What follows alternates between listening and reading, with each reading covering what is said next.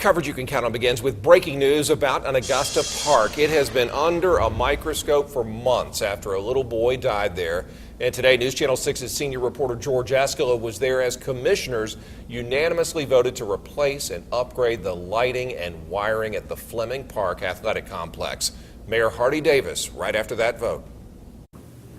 I believe this action will give us not only the certainty that our citizens are looking for but need, to say that we're fully committed to not only the welfare and safety of all of our citizens, but in the spirit of how we engage and comfort them, they will have certainty in knowing that this government has done the right thing. News Channel 6's Ashley Osborne has tracked this story since the night 12-year-old Melquan Robinson died while playing with his friends. She's live now at Fleming Park to explain what led up to today's commission vote.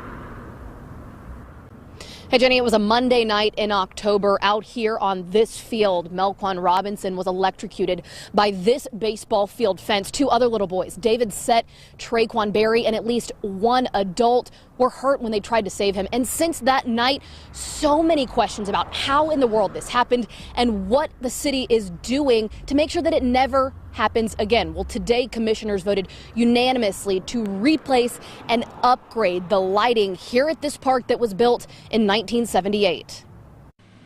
The city's investigation into what caused electricity to surge through this fence, kill a child, and injure others is still going on. But that did not keep commissioners from voting on a plan to prevent it from happening again. The decision, unanimous.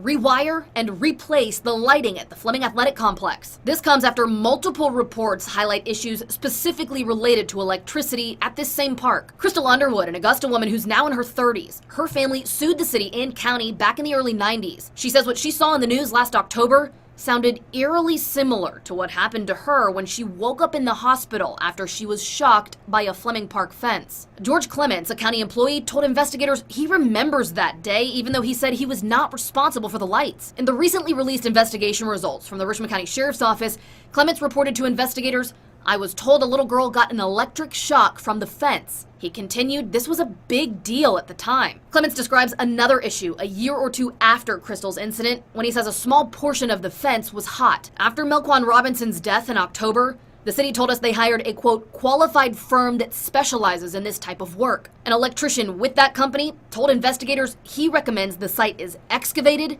and the wires replaced, and that's what commissioners voted to do on Tuesday.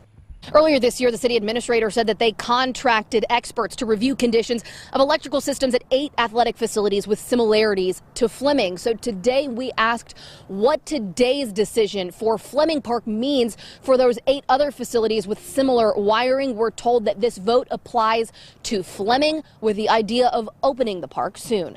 Live in Augusta, Ashley Osborne, WJBF News Channel 6.